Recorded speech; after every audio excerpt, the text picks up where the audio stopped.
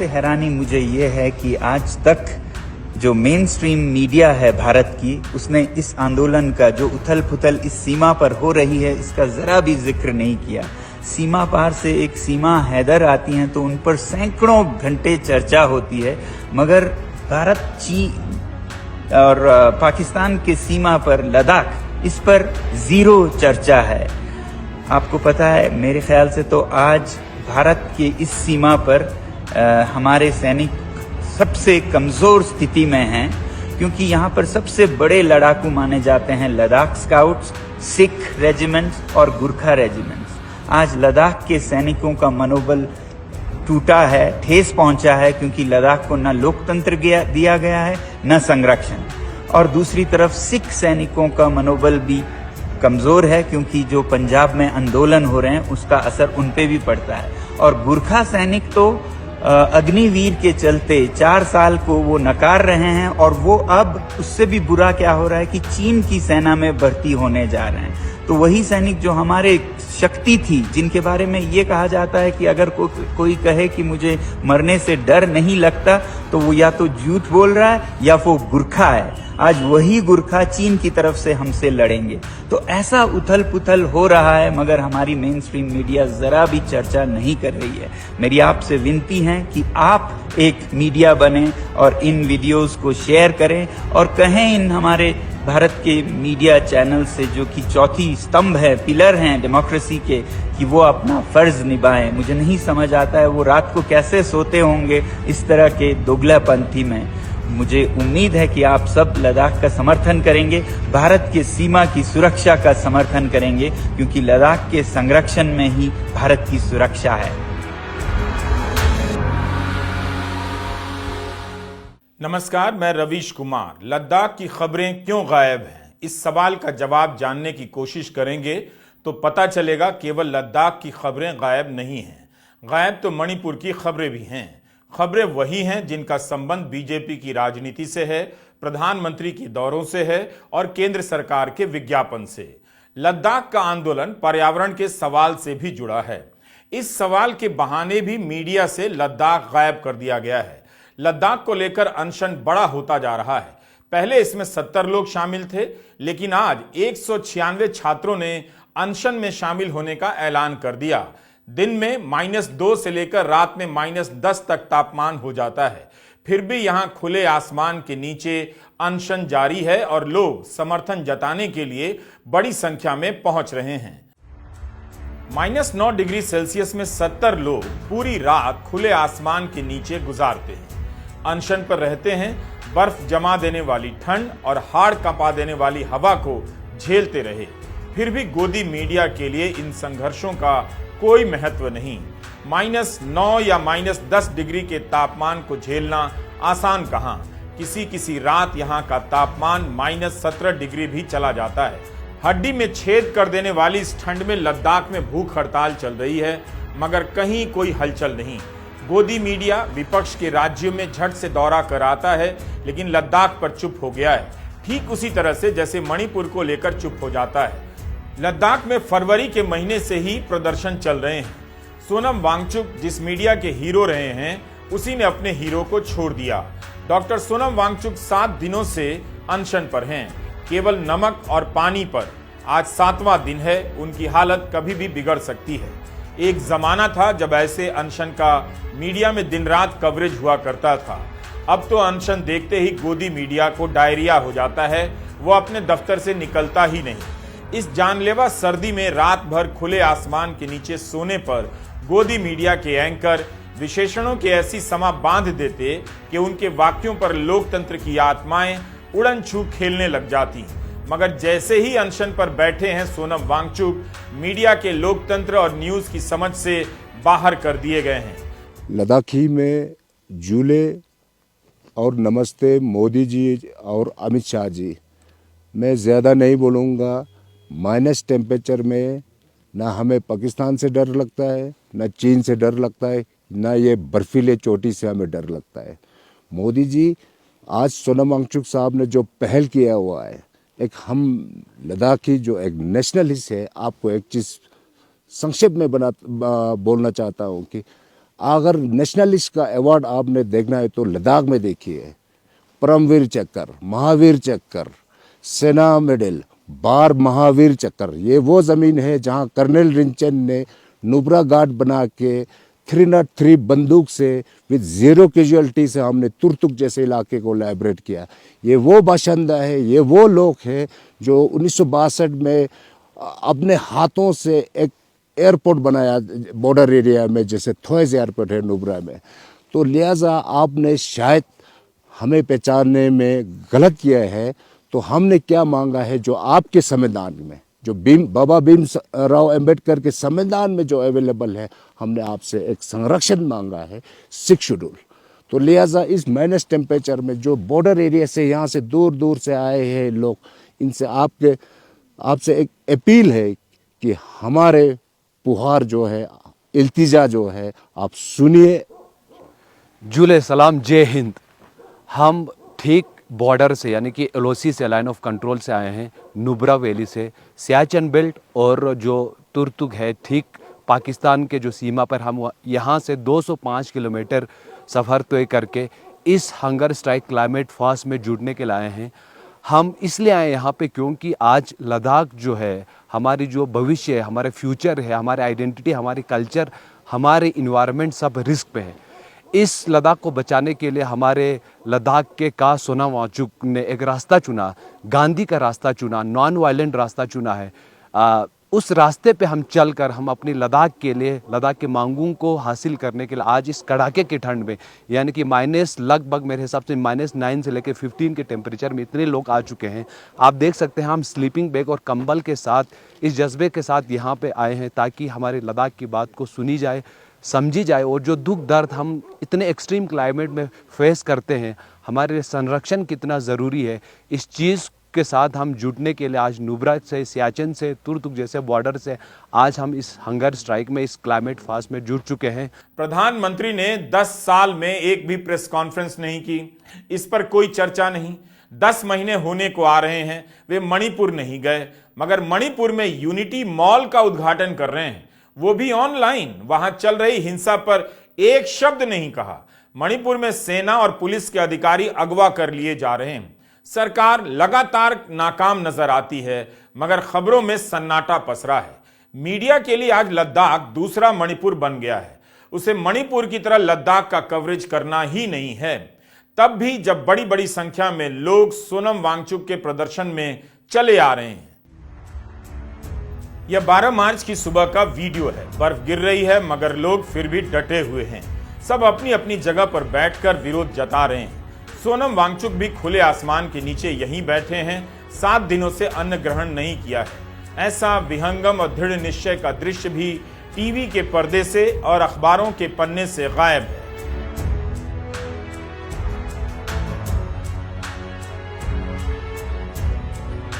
बारह मार्च की सुबह का यह दूसरा वीडियो है। इस ठंड में भी बड़ी संख्या में छात्र समर्थन देने आए हैं। ये सभी लद्दाख यूनिवर्सिटी के छात्र हैं। इनमें से 196 छात्रों ने अनशन पर बैठने का फैसला किया है। लद्दाख की परंपरा के अनुसार सभी छात्रों ने बारी बारी से खताक्स पहनाकर अनशन पर बैठे सोनम वांगचुक को सम्मानित किया। उनके सामने सफेद गमछे का ढेर लग गया है। यूनिवर्सिटी के छात्रों का इतनी बड़ी संख्या में आना बता रहा है कि जिन मुद्दों को लेकर यह अनशन हो रहा है उसे कितना जन समर्थन प्राप्त है, मगर मीडिया में कहीं भी यह दृश्य आपको नजर नहीं आएगा। सोनम वांगचुक का कहना है कि उन्हें समर्थन देने आए छात्रों को यूनिवर्सिटी की तरफ से डराया धमकाया जा रहा है। तरफ खुशी है कि हमारे युवा इस आंदोलन में, जो कि हो ही इनके लिए रहा है, इनके भविष्य के लिए रहा है, जब ये लद्दाख को पाएंगे अपने हाथों में तो एक अच्छा संरक्षित लद्दाख जिसका पर्यावरण हेल्दी हो, ऐसा लद्दाख पाएं, उसी के लिए हो रहा है। उसमें इन्होंने बढ़ चढ़कर हिस्सा लिया, जो कि बहुत ही जायज़ है और नेचुरल है।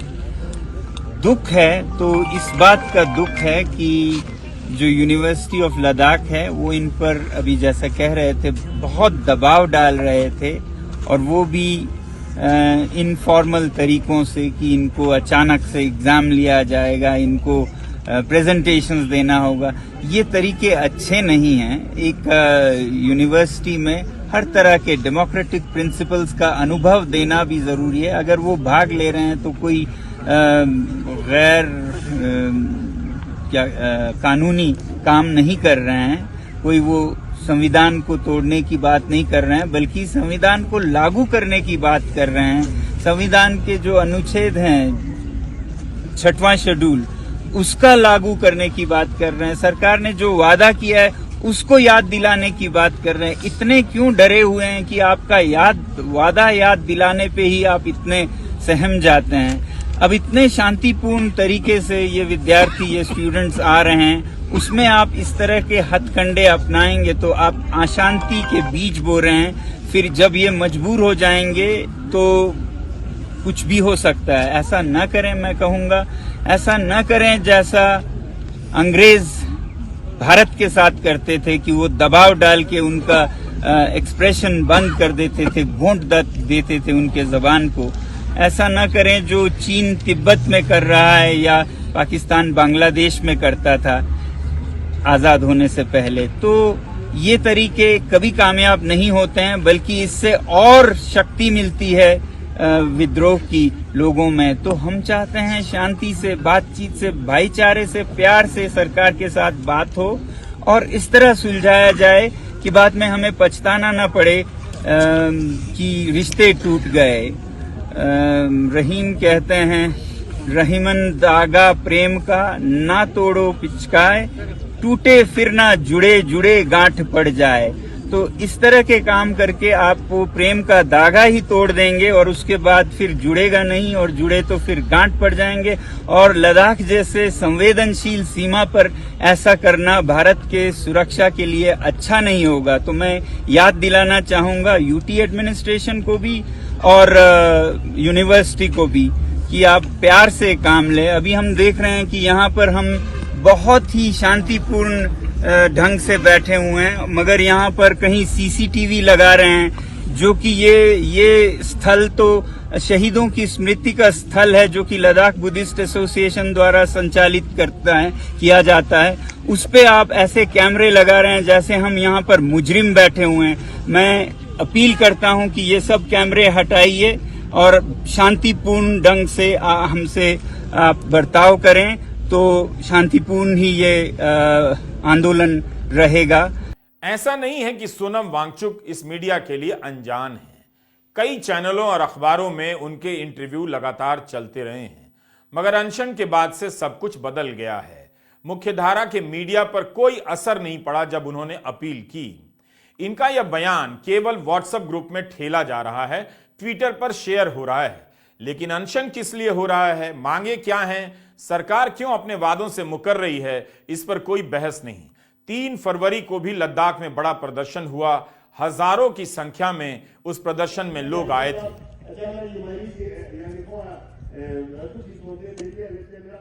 यह 6 मार्च का वीडियो है, जिस दिन सोनम वांगचुक ने अनशन का ऐलान किया था। इस अनशन का समर्थन करने आए लोगों की मौजूदगी आप खुद भी देख सकते हैं। इतने ही लोग अगर प्रधानमंत्री मोदी की सभा में यहां आ गए होते तो उनकी लोकप्रियता दिखाने के लिए गोदी मीडिया दिन रात इसे शेयर करता और चैनलों पर दिखाया जाता।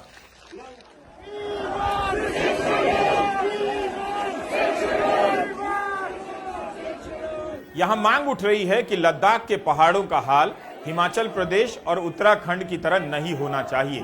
इसके लिए जरूरी है कि लद्दाख को राज्य का दर्जा मिले और संविधान की 6ठी अनुसूची यहां लागू हो, ताकि यहां के प्राकृतिक संसाधनों का दोहन ना हो। 4 साल से लद्दाख के लोग इंतजार कर रहे हैं कि वहां के प्राकृतिक संसाधनों को संरक्षण मिलेगा, मगर मिला नहीं। बीजेपी ने 2019 के चुनावी घोषणा पत्र में और 2020 के पर्वतीय परिषद के चुनाव में इसे प्राथमिकता दी थी, लेकिन अब इन बातों से मुकरने की खबरें आ रही हैं। इन मांगों को लेकर लद्दाख एपेक्स बॉडी और करगिल डेमोक्रेटिक अलायंस के लोग मिलकर प्रदर्शन कर रहे हैं।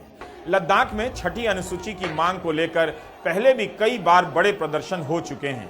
इनका कहना है कि हिल ऑटोनोमस काउंसिल बनाई तो गई है, मगर उसके पास पंचायत जितने ही अधिकार हैं।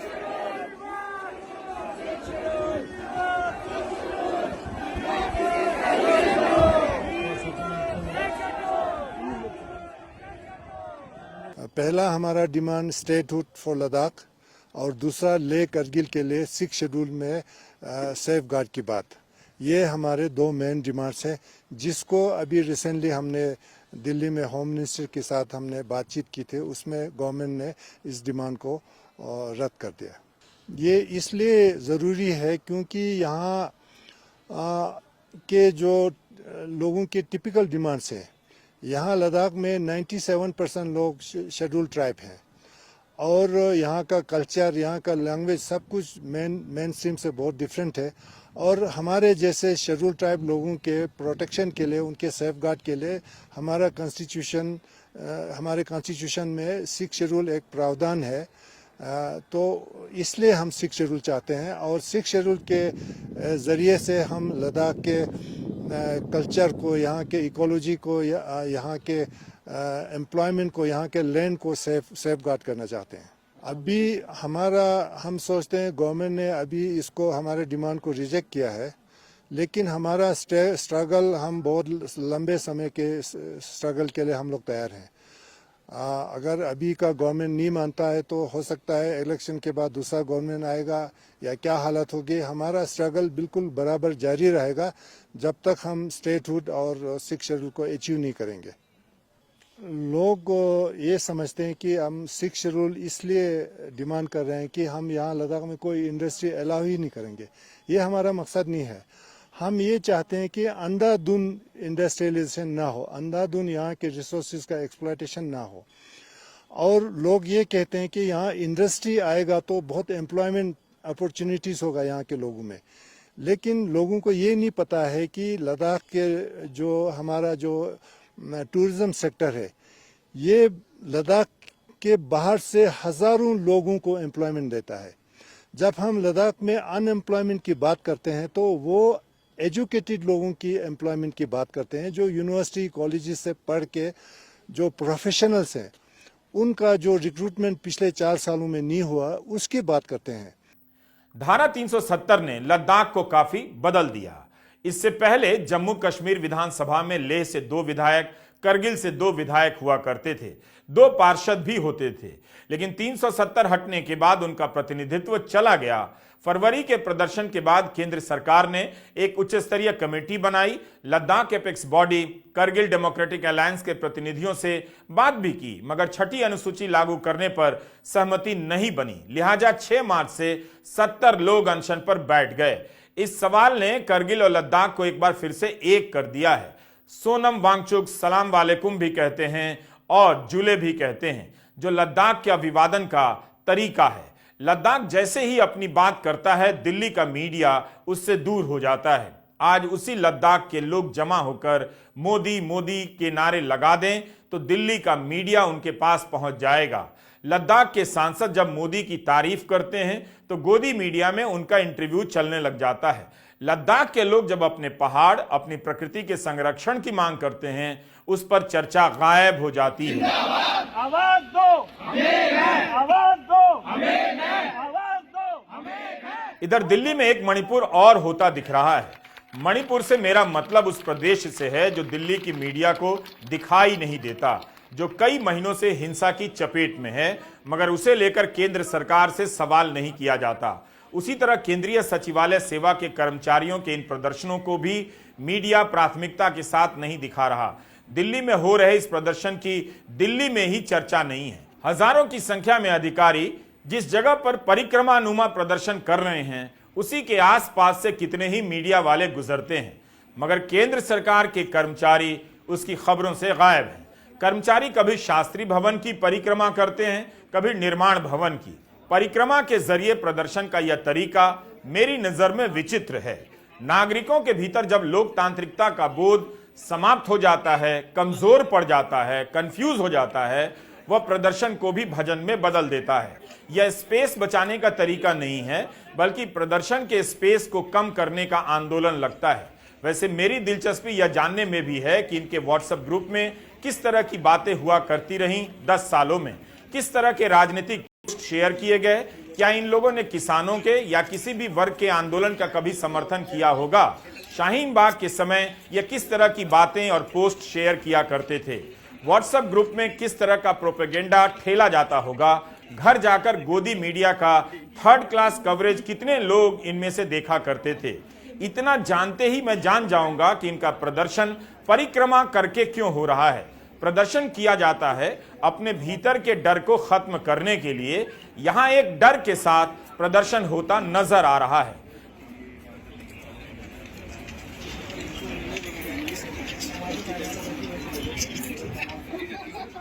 लद्दाख तो गायब है ही, दिल्ली भी गायब है। वंदे भारत के उद्घाटन से सरकार अपनी रफ्तार का प्रदर्शन कर रही है, लेकिन अपने ही दफ्तरों में उसके कर्मचारियों की गाड़ी धीमी गति से चल रही है। यह आज का मामला नहीं है। केंद्रीय सचिवालय सेवा के अधिकारी पहले भी कई बार अपने प्रमोशन को लेकर प्रदर्शन कर चुके हैं। 2022 में इनके प्रदर्शन के बाद काडर समीक्षा के लिए कमेटी बनी थी। अब इन्हें इसकी रिपोर्ट लागू कराने के लिए परिक्रमानुमा प्रदर्शन करना पड़ रहा है। परिक्रमा ही है ये, किसी सरकारी इमारत के भीतर चारों तरफ घूमकर यह प्रदर्शन किया जाता है। सीएसएस फोरम का कहना है कि जल्दी प्रमोशन नहीं हुआ, इन पदों को नहीं भरा गया तो असहयोग आंदोलन शुरू कर देंगे।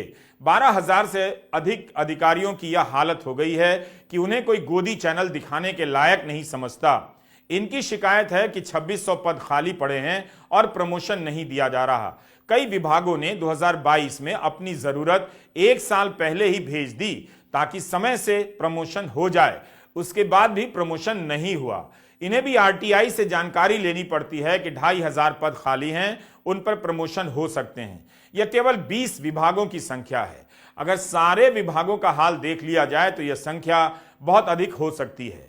केंद्रीय सचिवालय के कर्मचारियों को अंडर सेक्रेटरी से डिप्टी सेक्रेटरी बनने में 13 साल लग जा रहे हैं। इस समय 1200 डिप्टी सेक्रेटरी ऐसे हैं जिन्हें प्रमोशन का इंतजार है और इसी इंतजार में रिटायर हो जा रहे हैं। आखिर सरकार प्रमोशन क्यों नहीं दे रही है? क्या पैसा बचाना चाहती है? कायदे से यह पहले पन्ने की खबर नहीं होनी चाहिए कि प्रधानमंत्री गवर्नेंस की बात करते हैं और इसी दिल्ली में उनकी ही सरकार के मंत्रालयों के भीतर गवर्नेंस की यह हालत है। लद्दाख में सोनम वांगचुक के अनशन की तुलना आप केंद्रीय सचिवालय के कर्मचारियों की परिक्रमा प्रदर्शन से बिल्कुल नहीं कर सकते, क्योंकि दोनों ही प्रदर्शनों में अपने अधिकारों की मांग को लेकर जो लोकतांत्रिक समझ है उसमें काफी अंतर है। 12,000 कर्मचारियों के प्रदर्शन में नैतिक शक्ति का घोर अभाव दिखता है और 70 लोगों के प्रदर्शन में आत्मबल से लेकर नैतिक बल का प्रचंड जोर दिखता है। तभी तो कोई -9 डिग्री में भी रात गुजारता है और कोई बगल के दफ्तर की बिल्डिंग के चारों तरफ घूमकर अपनी डेस्क पर आ जाता है। रही बात मीडिया की, तो इस देश में गोदी मीडिया है और गोदी मीडिया को सरकार के खिलाफ प्रदर्शन पसंद नहीं है। या तो आप इस गोदी मीडिया से कवरेज करवा लीजिए या अपनी मांगों को लेकर प्रदर्शन कर लीजिए। दोनों अब एक साथ नहीं हो सकता। क्यों नहीं हो सकता, यह आप भारत के किसानों से जाकर पूछ लीजिए। नमस्कार, मैं रवीश कुमार।